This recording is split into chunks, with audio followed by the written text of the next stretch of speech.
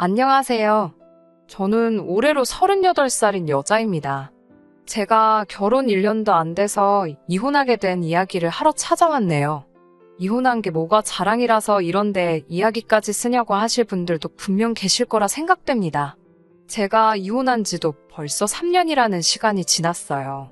이제 와서 이야기를 하는 이유는 얼마 전에 마음씨 곱게 먹지 못한 시댁이 어떻게 되었는지 제 두 눈으로 똑똑하게 보고 왔거든요. 뿌린 대로 거둔다더니 욕심부리던 전 시댁이랑 전 남편 꼴을 보니 속이 너무나 후련했네요. 이렇게 그동안은 어디 가서 제 이야기를 한 적 없는데 오늘만큼은 제 이야기를 해볼까 합니다. 제가 33 때 남편을 처음 만났었고 1년을 연애 후에 결혼을 하게 되었습니다. 결혼하는데 나이가 이르다고 할 수 있는 나이는 아니었어요. 요즘 여자들 결혼 정년기가 30대가 보편적이라긴 하지만 제 주변 사람들은 이미 다 결혼을 한 상태였거든요.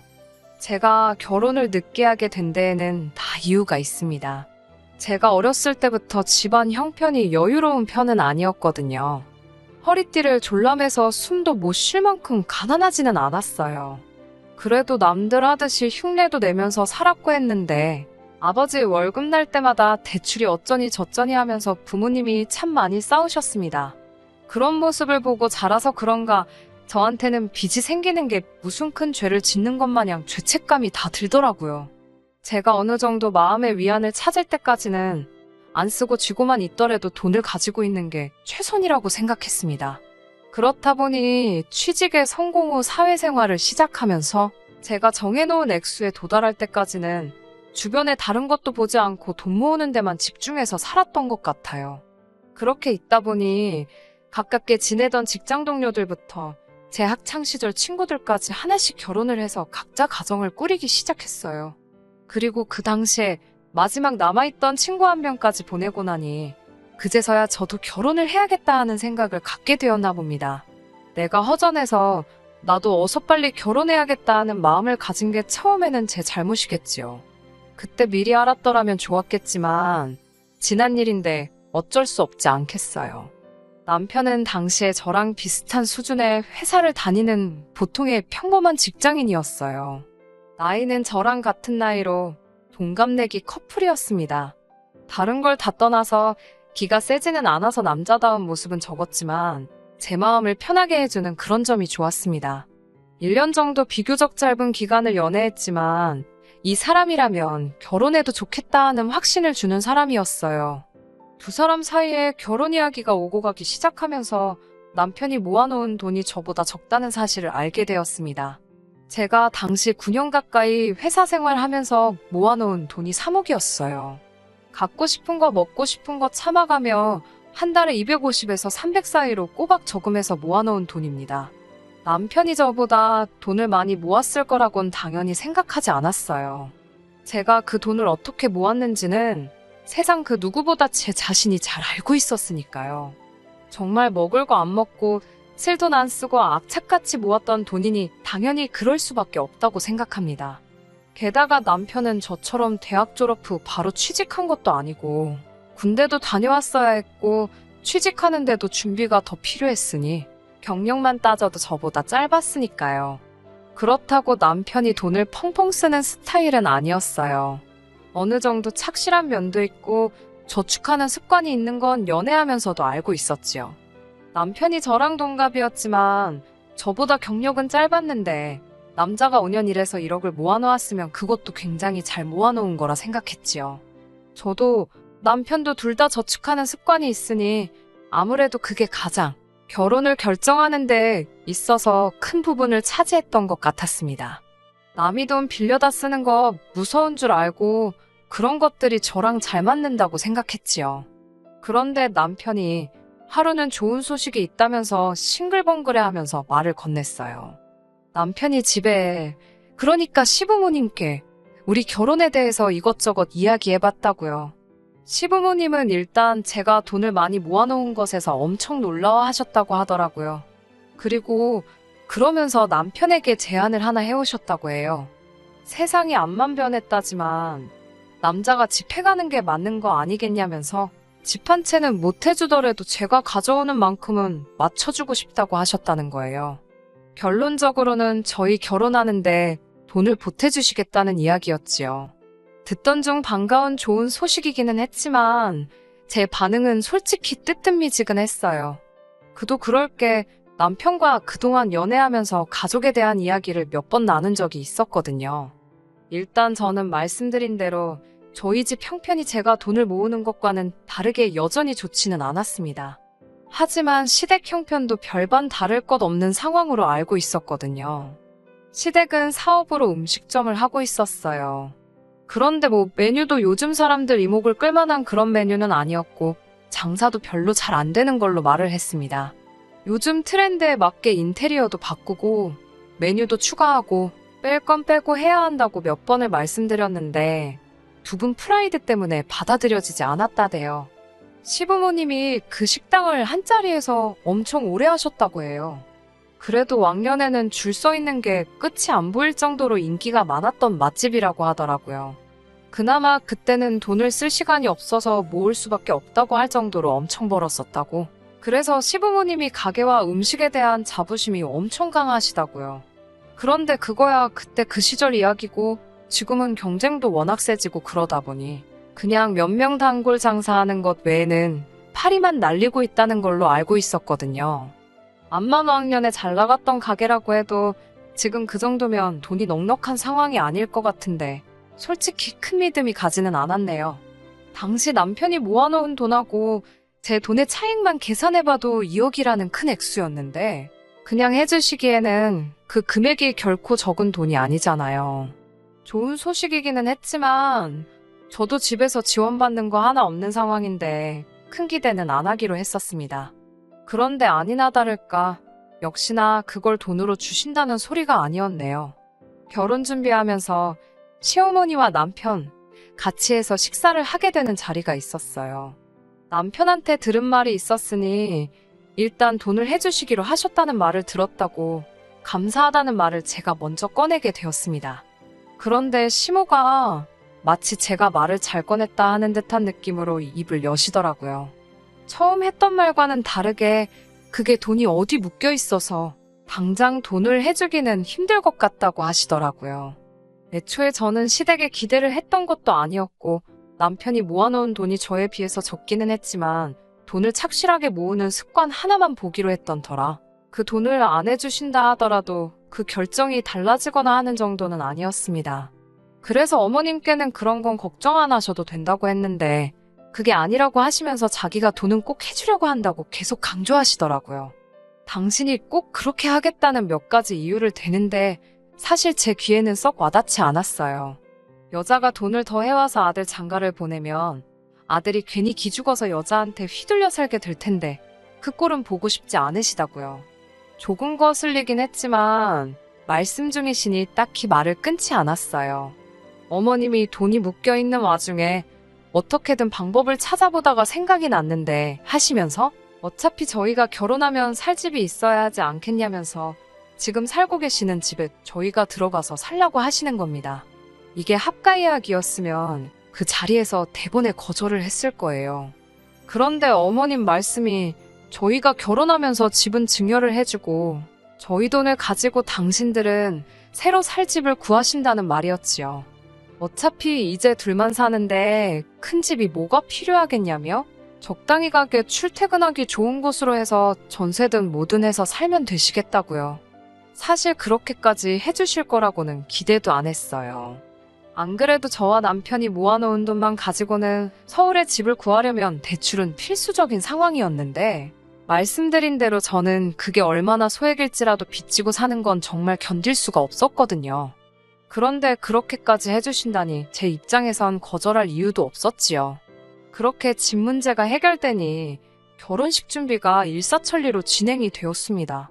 그런데 결혼식이 코앞까지 다가왔는데도 어머님 아버님이 이사를 갔다 집이 비었다 하는 소식이 들려오지 않았어요.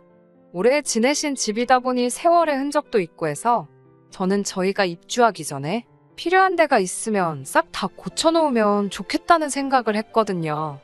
그런데 결혼식 날짜는 코앞으로 다가오고 있는데 아직도 집을 안 구해나가셨다니 답답해서 결국 하는 수 없이 제가 직접 진행 상황이 어떻게 되느냐고 물어볼 수밖에 없었습니다. 그런데 어머님은 그걸 제 탓을 하더라고요. 너가 돈을 아직 안 줬는데 어떻게 집을 구하겠냐고 하는 겁니다. 어머님한테 어차피 그 돈을 쥐고 있는 사람이 저인데 그게 제 통장에서 어머님 통장으로 넘어가는 게 뭐가 중요하냐고 했어요. 일단 집을 먼저 구하시라고. 그러면 잔금 치러야 할 때 제가 같이 있으면 되는 거 아니냐 했습니다. 제가 조금 그런 면도 있긴 하지만 돈에 있어서만큼은 가족도 믿으면 안 되는 거라 배웠어요. 부모 돈, 형제 돈, 자식 돈 싹 털어먹는다는 뉴스 기사가 종종 보이는 요즘 세상인데 피 한 방울 안 섞이고 사실상 몇 번 겪어보지도 못한 시어머니한테 제가 평생을 모아온 돈을 입금할 수는 없는 노릇이잖아요. 집이 확실하게 남편한테 증여가 돼서 명의를 저희 명의로 돌려놓기 전까지는 저도 그 돈을 아무리 상황이 그렇다 할지라도 드릴 용의는 없었습니다. 어머님은 그 말을 듣더니 나는 너네를 위해서 살던 집도 넘겨주는데 너무 가족 간에 믿음이 부족한 거 아니냐고 하셨지만 저는 돈에 있어서만큼은 단호했어요. 게다가 어머님이 저희한테 물려주실 아파트가 당시 시세가 딱 5억이었어요. 금매로 나오면 4억 중후반 매물도 있었고요. 따지고 본다면 집을 고치는 비용에 가정가구도 새로 다 장만을 해야 하니 엄밀히 말하면 여전히 제가 훨씬 더 많은 돈을 해가는 거나 마찬가지였지요. 그렇게 설명을 드리니 어머님이 알겠다고는 대답하셨는데 그때 약간 느낌이 쎄한 게 있었습니다. 아니나 다를까 결혼식이 임박해왔는데도 어머님 아버님은 여전히 그 집에서 지내고 계셨지요. 결혼식 직전에 같은 미용실로 예약을 했거든요. 머리하고 화장하면서 한바탕 싸울까 했는데 친정부모님도 자리에 계셨어서 그냥 참았어요. 시부모님이 여태까지 집을 안 구하신 이유가 따로 있는 게 아니고 그때 저랑 이야기한 뒤로 여기저기 찾아다녀 봤는데 마음에 드는 집이 마땅치 않아서 아직 결정을 내리지 못했다고 하시더라고요. 결혼식 후에 빠른 시일 내로 결정해서 정해준다고 했는데 그 말을 믿은 제가 바보였어요. 저희가 살기로 했다고 해서 시부모님을 내쫓아버릴 수도 없던 상황이었고 빠른 시일 내로 구하신다 하셨으니 저는 그 시기가 아무리 늦어봐야 두어 달 정도라고 생각했습니다. 장사가 바빠서 그랬다, 어쨌다 저쨌다 하면서 대답도 회피하고 그러다 보니 순식간에 6개월이라는 시간이 지나가 버리더군요. 그 6개월이라는 시간마저 지금 생각해보면 그걸 참고 아무 말도 안 하고 있던 제가 다 보살이라는 생각이 드네요. 사람이 익숙해지는 게 무섭다는 게 무슨 말인지 이해를 하겠더라고요. 솔직히 처음에는 약속을 어긴 시부모님이 원망스러웠는데 시부모님이 음식 장사를 하시다 보니 집에 들어오시면 밤 10시는 넘어야 들어오시거든요. 제가 늦어도 12시에는 잠에 드니까 하루에 고작 2시간 정도만 마주치는 상황이었어요. 아침에는 아침대로 두 분이 피곤하시다고 늦게까지 주무셨고요. 거기에 어머님이 약속 안 지킨 게 찔렸었는지 아니면 원체 부지런하셨던 건지 모르지만 집안일을 낮 동안에 싹 다 끝내놓고 가셨어요. 그러니 제가 할 일도 따로 없었고요. 그렇다고 해서 제가 손 놓고 아무것도 안 한 건 아닙니다. 적어도 저랑 남편 빨래는 제가 직접 했고 저희가 쓰는 공간들 청소도 제가 알아서 했어요. 그렇다 보니 이렇게 지내는 게 차차 익숙해지기 시작하고 못할 것도 없겠다 하는 생각이 들더라고요. 그런데 딱 그런 위험한 생각이 들 때쯤 어머님이 그걸 알아서 손수 깨부숴 주시더라고요. 그건 지금 생각해봐도 참 감사하네요. 어머님 가게가 쉬는 날 다 같이 모여 저녁 식사를 하는데 난데없이 신세 한탄을 하시는 겁니다. 어느 집에 아직도 시부모님하고 신혼 때부터 합가에 사는 집이 있는지는 모르겠지만 어머님이 하는 말이 자기 아는 누구네 집은 며느리가 시부모 모시고 살면서 집안일은 커녕 손에 물도 못 대게 해서 씻지도 못한다더라. 뭐 이런 이야기를 하시는 거예요. 저 들으라고 하는 말씀이셨던 거죠. 약속을 어긴 것까지는 참겠는데 시키지도 않았는데 당신이 스스로 눈치를 봐놓고서는 저 때문에 힘들다 하는 게 어이가 없었던 거죠. 그래서 저도 그냥 밥 먹으면서 대수롭지 않게 받아쳤어요. 그 집 며느리는 출근을 안 하거나 그 집에서 뭐 크게 받을 게 있는가 보죠. 이러면서 일부러 더 심하게 이야기했습니다. 그랬더니 어머님이 그 말을 듣고 기분이 나쁘다고 하면서 저한테 뭐라 하기 시작하는 겁니다. 애초에 약속 지켜주려고 했는데 돈 앞에서 가족도 안 믿는 못된 며느리 때문에 이러고 있는 거 아니겠냐고요. 다 제가 자초한 일인데 말을 그렇게 버르장머리 없이 하느냐며 저한테 뭐라고 하는 겁니다. 저도 어른 상대로 잘한 건 없지만 그래도 여태껏 아닌 척 보내온 시간도 있고 이대로도 살면 살겠다고 괜찮다 생각했던 제 자신에게 화가 나서 결국엔 같이 언성이 높아지게 되었습니다. 애초에 집 안 해줘도 남편하고 결혼할 생각이었는데 이젠 결혼할 때 돈까지 더 들고 와가지고 매달 돈까지 벌면서 이젠 시집살이 식모노릇도 해야 되게 생겼다면서 제가 몸 꼴을 보자고 이러는지 모르겠다고 했습니다. 남편이 허둥지둥대면서 저를 말리긴 했지만 그간 희미해져서 기억 못하고 있던 마음속 쌓여있던 앙금이 한 번에 터져나오는 듯 했어요. 그냥 이 꼴 저 꼴 다 보고 싶지도 않고 이거 내가 잘했네, 네가 잘했네 따지고 있다간 끝도 나지 않겠다 싶어서 그냥 집 주실 필요 없다고 저희가 나가 살겠다고 했습니다. 어머님 입장에선 저희가 같이 사나 나가서 사나 달라질 게 없는데 제가 나가겠다고 나오니까 갑자기 꼬리를 내리시더라고요. 그때 왠지 기분이 쎄하더라고요. 방금까지 언성을 높이시던 분이 제가 나가겠다고 드니 아닌 척 하는 게 말이지요. 그래서 저는 더 제 주장을 굽히지 않고 당장 저희가 집을 구해서 나갈 테니 그렇게 알라 하셨지요. 제가 강하게 나오니 어머님이 숨기고 있던 사실을 말해주더군요. 가게 광고를 하고 싶어서 남편이 모아놓은 돈을 썼다고요. 그건 또 무슨 소린가 싶었어요. 집 구할 때 계약금으로 써야 한다고 가져간 돈인데 그 돈으로 가게 홍보를 했다니까요. 게다가 무슨 연예인을 섭외해서 CF를 찍은 것도 아닌데 무슨 홍보 비용으로 1억이랑 큰 돈을 쓰냐고 따졌지요. 그러니 하는 말이 하는 김에 가게 인테리어도 좀 손보고 시설도 바꾸고 아무튼 돈을 다 써버렸다고 하는 겁니다. 어이가 없어서 당장 그 돈 돌려내라고 했어요. 그랬더니 이번에는 남편이 가세해서 한마디 하더라고요. 저는 부모님이 지가 그렇게 고생해서 번 돈을 그런 허튼 데다가 다 날려먹었으니 저랑 같이 화를 낼 줄 알았는데 남편이 팔이 안으로 굽었는지 부모님 편을 드는 겁니다. 그 돈 자기가 들인 거나 마찬가지라고요. 자기가 생각한 대로 요즘 트렌드 맞춰서 인테리어도 바꾸고 광고도 하고 하면 다시 예전처럼 장사가 잘 될 거라나요. 그러니 시부모님도 그 틈을 놓치지 않고 저한테 당신들이 얼마나 잘 나갔는지 아냐고 왕년에 돈 좀 만지던 시절 이야기를 하시더라고요. 줄이 끝이 안 보일 정도로 서서 기다려 먹던 식당이라고 하면서 그때 매출이 몇 천만 원씩 나왔는데 가게가 그때처럼만 되면 그 1억 원 반년 더 안 걸려서 만들어줄 수 있답니다. 그러면 니들도 회사 다닐 게 아니라 이 집에서 같이 살면서 당신들 도와 식당 일을 도와야 하게 될 거라고요. 가족 사업이니까 인건비는 계산도 안 하고 하는 말인 거죠. 인테리어 바꾸고 그깟 홍보 좀 했다고 뭐 크게 바뀔 게 있나 싶냐고. 그런 거는 모르겠고 돈 많이 버시라고. 아무튼 저희는 나가야겠으니 하루빨리 남편 돈도 다시 만들어서 돌려달라고 했어요. 그랬더니 어머님이 그러지 말고 그러면 그냥 이 집에서 같이 살고 이참에 제 돈까지도 가게에 투자를 해보자는 겁니다. 그때 진짜 얼마를 버셨는지 모르겠지만 제 돈까지 같이 투자해서 들어가면 이 집도 물려주고 자기들 은퇴할 때 가게도 물려주겠다고 하시더라고요.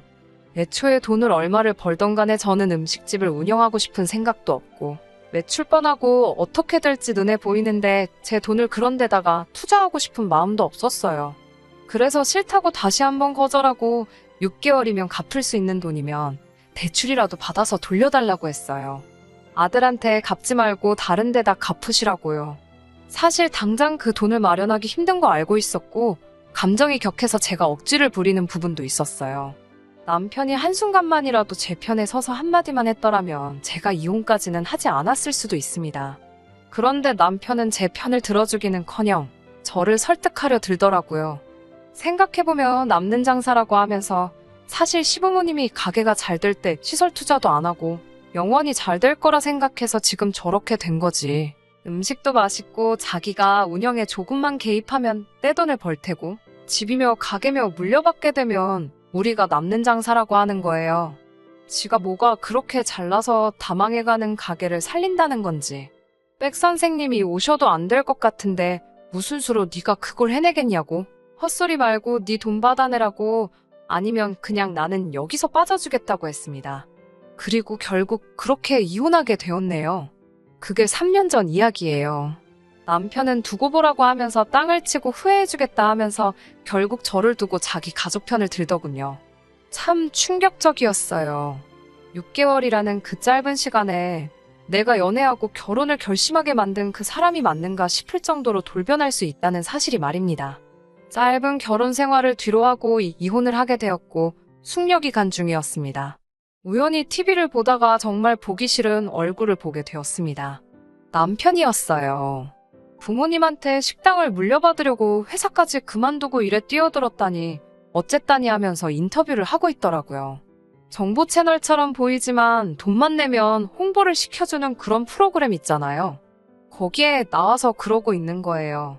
그러고 몇 주 정도 또 있고 지내고 있는데 이번엔 전 남편한테 연락이 왔습니다. 가게가 너무 잘 돼서 죽겠다고 하면서 사진을 보내더라고요. 가게에는 사람이 정말 가득 차 있고 정신없이 바빠 보였어요.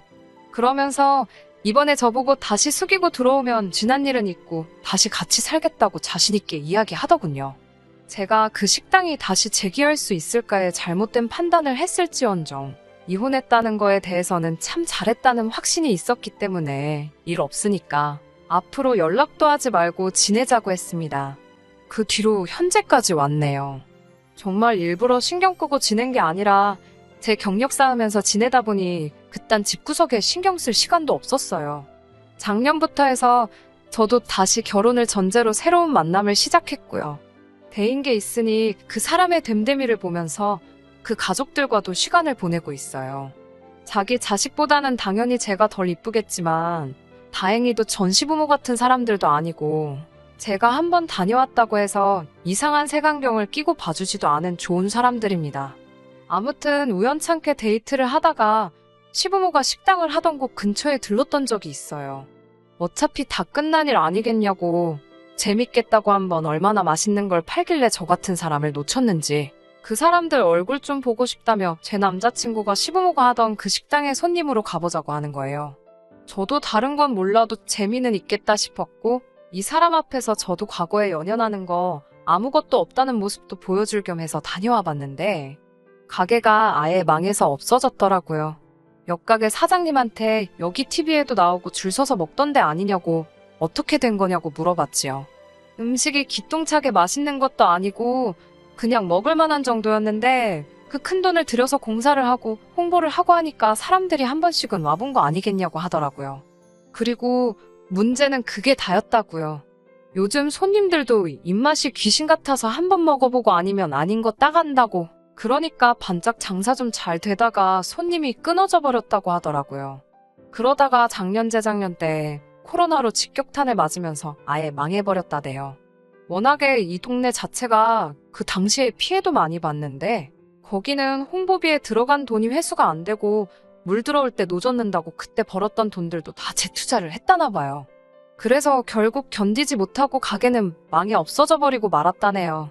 듣자 하니 전 남편은 재취업을 하기에는 경력도 애매하고 나이는 또 많아서 새 직장 구하다가 어디서 아르바이트 같은 거 하면서 돈을 벌고 있다나 봐요. 시부모님은 가게 살려보겠다고 집을 담보로 대출까지 끌어다 쓴 듯 하더라고요. 솔직히 그러면 안 되는데 뿌린 대로 거둔다고 약속까지 어겨가며 남이 돈 노리던 사람들의 말로가 저렇다니 그게 너무 통쾌하고 속이 시원해서 저도 모르게 사람들 보는 앞에서 망한 가게를 보고 소리내면서 웃을 뻔했네요. 그 여운이 아직도 가시지 않아서 어떻게 보면 제 치부가 될 수도 있는 이혼 경험담이지만 이렇게 여러분들하고 같이 알고 싶어서 사연으로 보내봤습니다. 저도 앞으로 뿌린 대로 거둔다는 말을 깊이 새겨서 저렇게 업보를 되돌려받는 삶을 살지 않도록 조심해야 할 것 같네요. 끝까지 들어주셔서 감사합니다. 오늘의 사연은 여기까지입니다. 구독과 좋아요, 알람 설정 부탁드리고 더 좋은 사연으로 다시 찾아뵙겠습니다. 감사합니다.